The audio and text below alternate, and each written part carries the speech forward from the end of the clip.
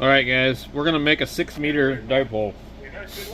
We need to be about 4.8 something feet.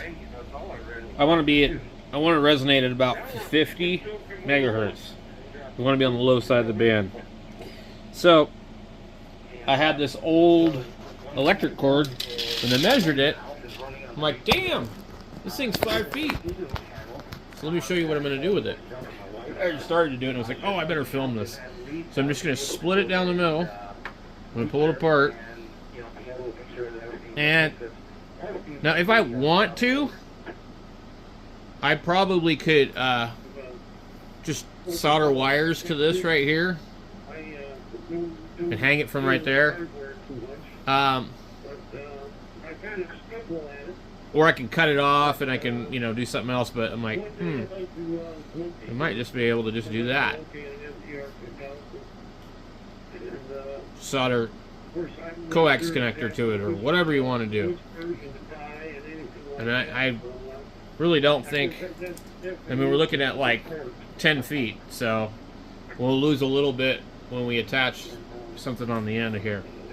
And probably what I'll do with this is I'll take and get some crimps just for simplicity, since I got lots of them. Alright, we got an old antenna that was no good. It was a Comet. Somebody actually cut it up. I don't know why. They cut the element, and it was like an oddball. Let's see here. We obviously don't have enough length here, but it will save me from having to use a connector that I don't have laying around. So basically, we'll take this. Well, now, if you guys, if he picks up that repeater from you, you just stop to find a truck driver who runs Interstate 90 and goes up into Michigan. You can get that thing thrown on a truck and sent over.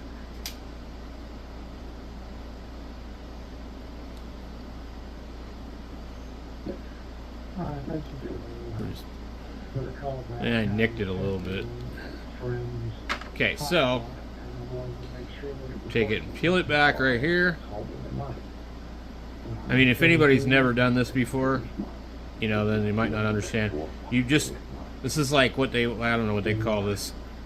It's not 95% braided, but it makes it kind of easy to sort of fudge this thing through here. But you want to kind of make an opening where you can fish that through it, and then you're left with like this piece here, and just take this and form it, twist it whatever direction. I'm left-handed, so I almost always do everything backwards. So anyway, normally I'll like take and 3D print something, and then I'll run this up into the thing and like loop it around so that it doesn't have a problem. And but anyway, we're going to use this as our feed line coax. And then also the good thing about it is we have a connector on the end. We'll just put a barrel in there, and then we can disconnect it whenever we want, move it around, do whatever we want. I've got several different feed lines that come up to the shack, and so I've also found another cord. I removed these off of Yaesu's because they're not polarized and they don't have a ground. And what happens with the 101s is you end up getting shocked when you connect the antenna to the radio because you're completing the circuit. So this is another one that's like almost another foot or so longer, and this will make a 6-meter antenna as well. So I'm not sure about a full wave antenna, but it definitely changes the impedance, and I think that's why people don't run them. So this one right here is almost perfect for our 6-meter antenna. So I just need to see if I can find my dog bone insulator thing that I printed up. If not, I'll print one. Alright, well this is one of like the first things I ever printed. I never ever used it. But it was you can't even read it.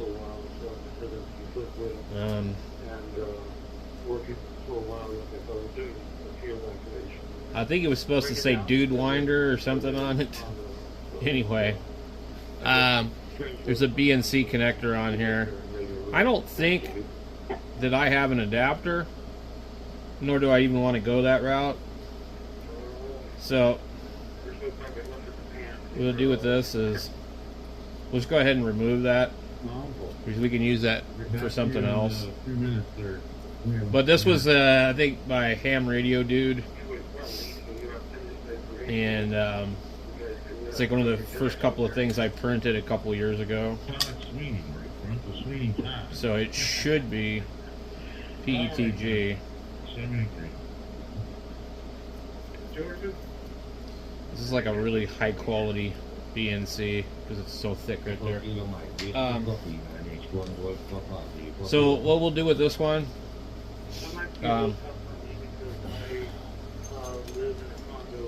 think just go like this.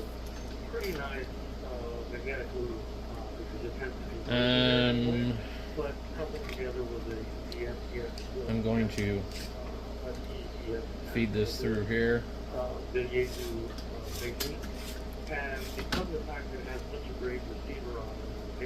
to feed the other one. This is why these are great.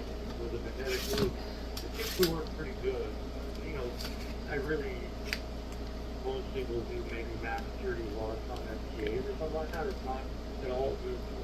And then we'll bring it back through.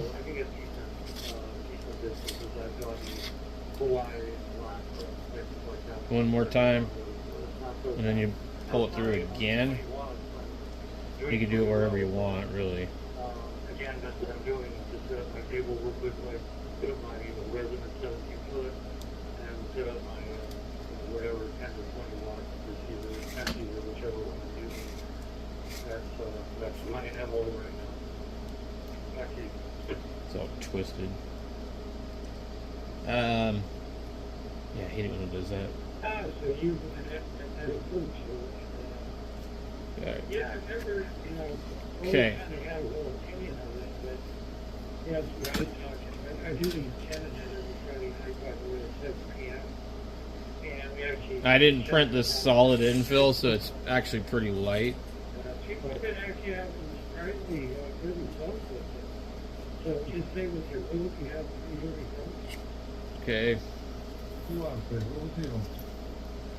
One of those air gap caps or closed.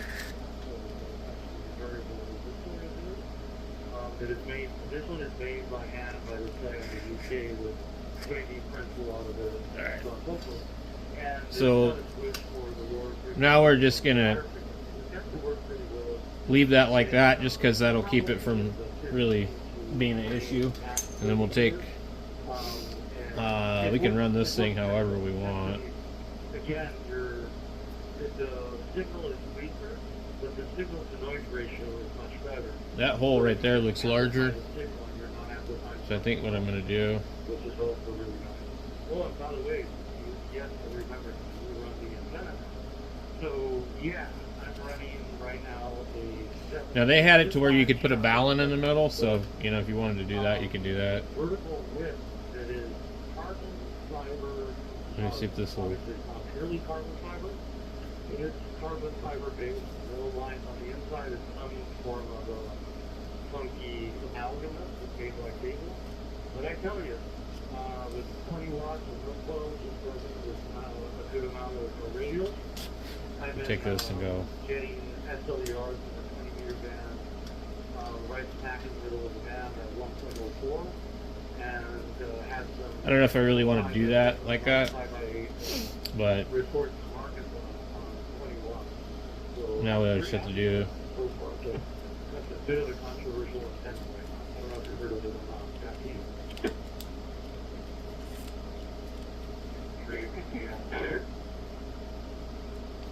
So yes, let me get this straight. Using a carbon fiber basically pole as your antenna. And what I'm going to do is I'll just solder that onto there. This thing will just hang from here. It will probably over time damage it, but you know. Alright, this is what I like to use, this big huge soldering gun. I've never used this one before. It came from the thrift store, so I'm assuming it works, but I don't know how well.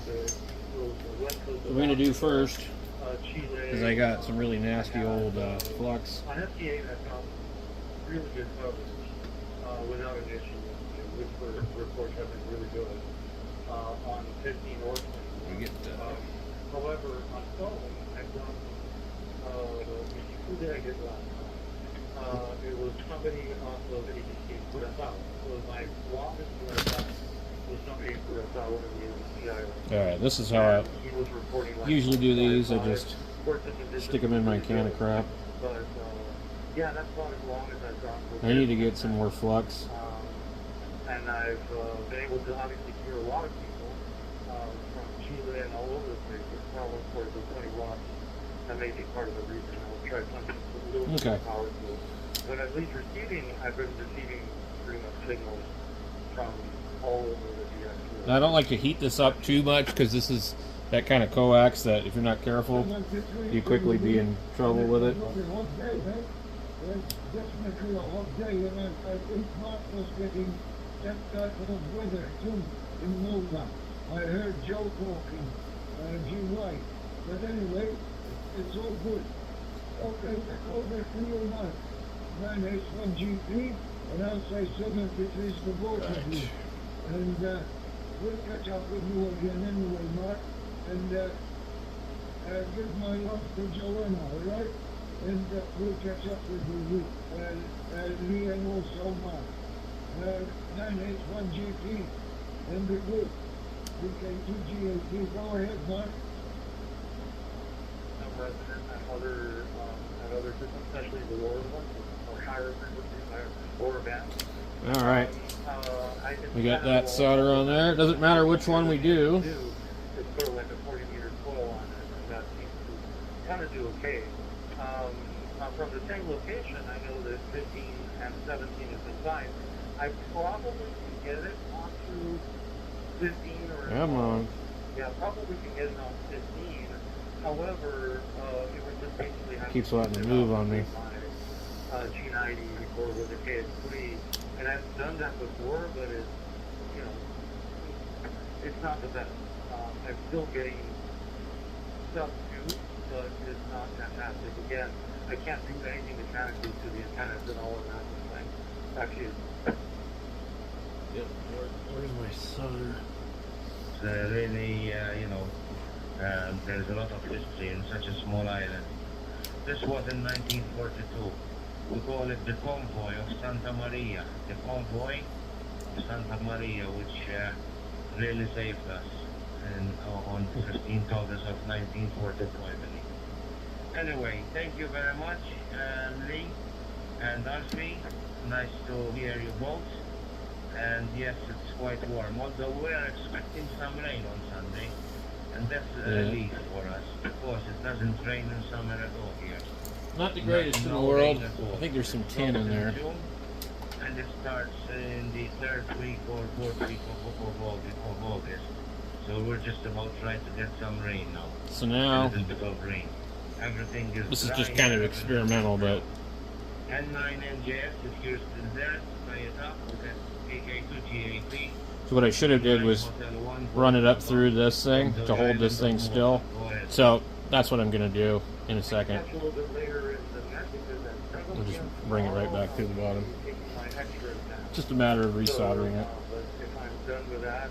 Hopefully it's done in about half an hour. So this one seems to work pretty good, I guess. After I'm joining that afterwards. Back to you, and I'm sorry, it was just pushing 73. It was a pleasure speaking with you. This is 66. Sierra Juliet. Yeah, man. Signing off. Is Joey, Juliet Lima, Mark. I hope he's all right. After Yeah, I don't know if you guys can see what I'm doing. Maybe you can tell me, because Don't mind the DMR in the background. For quite a long time. And give him my condolences as well, okay? 9H1GP. And the group, this is VK2GAP. I think there's a group anyway. If N9NJS is there, but you to take it, Mark, and let me know, please. 9H1GP, VK2GAP.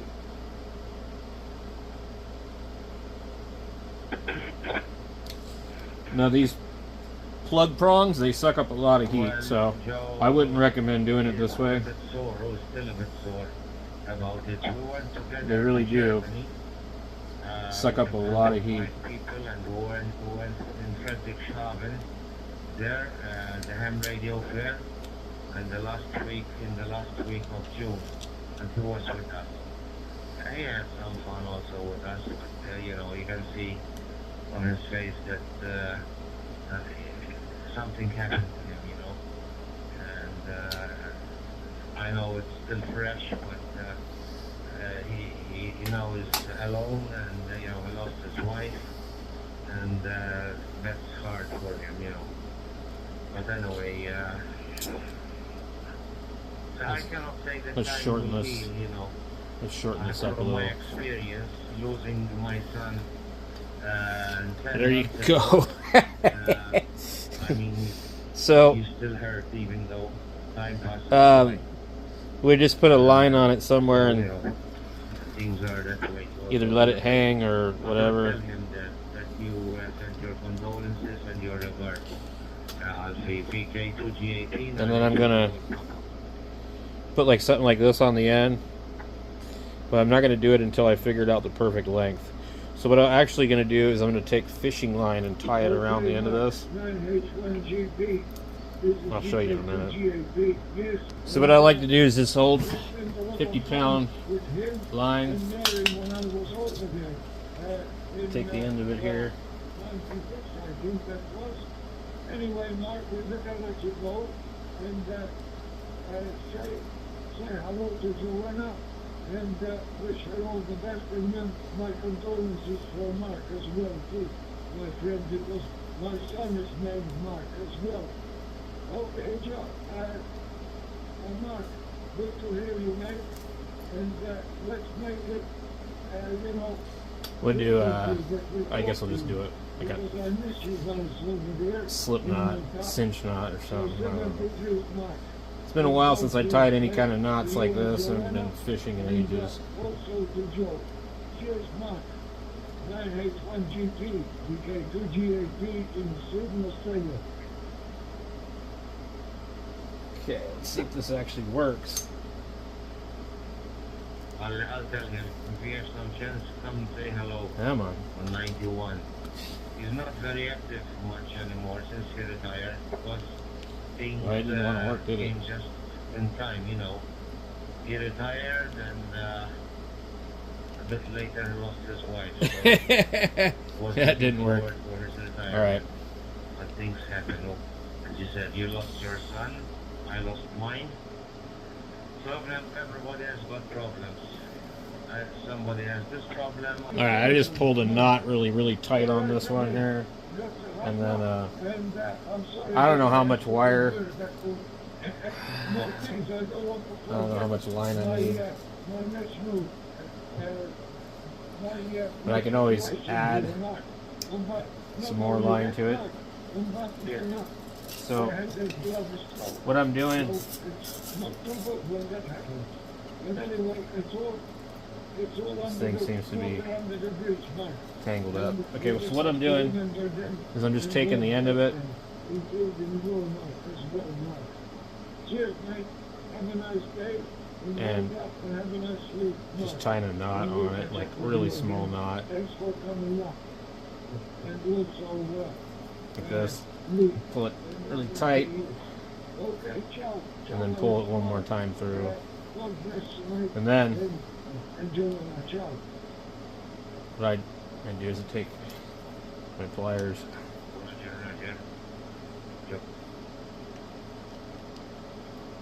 so then we're good to go. So then just cut some line off. So now we can just tie it to whatever. And then if I need to, I can hang the center of it somewhere else. But I want to pull it straight. I don't want it inverted. So what I did was I just tied one end of the line over here and I strung the thing out. Tied it off to a tire. I'm going to test it with the Nano VNA and just see what it looks like. And then I can adjust it. It'll also change if it goes up higher. I wanted to see if it actually works any good just like this. So there you go. Alright, so I've got, this is my feed line where I feed in whatever I want and it just goes up into there, but we've got the other one just going here to the RG213, and then we're just, if you can see it, we're just sloping it. So we'll go and test it. For some reason I was thinking this radio had the SWR analyzer, you know, where you have the little thing. So that's the 746 Pro. We're on the dummy load.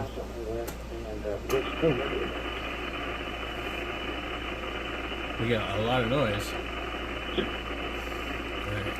Right. So let's go ahead and put an AM power back.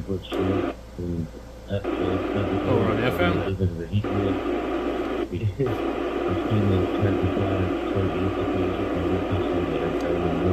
It looks like there's no SWR.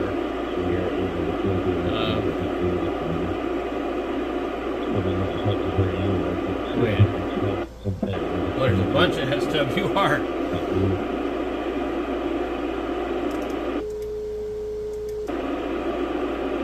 Oh, it doesn't like that thing. Alright, well. So that means that we're probably too long and feed line and other things. Alright, so we figured out it's way too long. A flat match. Out of band. But let's just go do something else first. But just watch.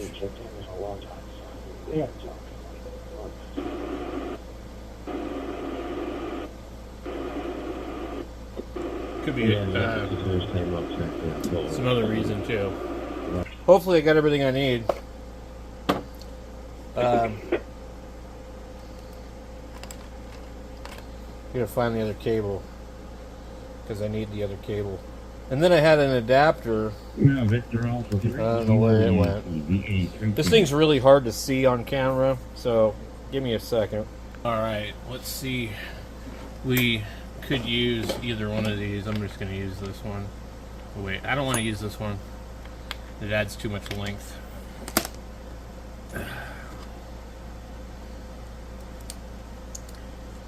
I used to have one that went straight onto the damn thing.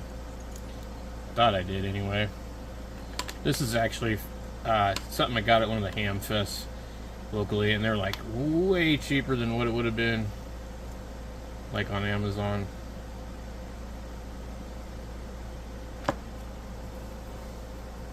Alright.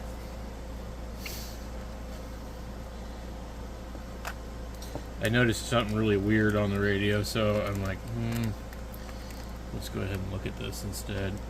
So I'm looking at 45 to about 54.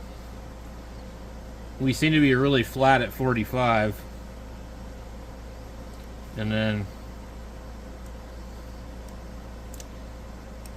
at 45.96 it starts to creep up, and let's see, this high spot right here would be at 47. So we know this thing is like way too long. based on what the radio says. That's 3.6 to 1. DOB. 89 DOB. I'm looking for a This radio thing feels like check. it's hanging up. See if I got this DMR radio program Okay. correctly. So the other dip is at 48. DOB. The highest point is right at our band that we want. KE9. That's 50.9. Y1B. So- coming in loud and clear here to Using this, now. you could trim the thing, come back in, and check it out. That's why I tied fishing line onto it, so I can cut it off and retrim it. So I pretty much know that we're 5 feet on each end. So the formula, I think, pulled up something like 4.8 or 4 feet 8 inches. So we're way long, which makes sense. So anyway, I'll make another video after I trim it up, but I just kind of wanted to show you guys my little project and to show you what kind of to expect. You know, you really do have to prune this thing, and you should try and test it through a long feed line or whatever you're going to use. Okay, don't go outside and hook it at the feed point with this little jumper. You know, I mean, with like where you saw mine, I had like, you know, a mobile antenna, and I took the feed line off of that. Don't test it there. You need to test it in your shack and see how it's going to work. And if at all possible, put the antenna in its permanent resting position and test it, because if it's going to be higher, it'll change. If it's going to be lower, it'll change. So a lot of factors. And once you cut off wire, you don't want to have to add it. You can. Something this small, you know, you just solder on another piece of wire or whatever. But anyway, thank you guys for watching, and I'll be back with another video when I get it resonant.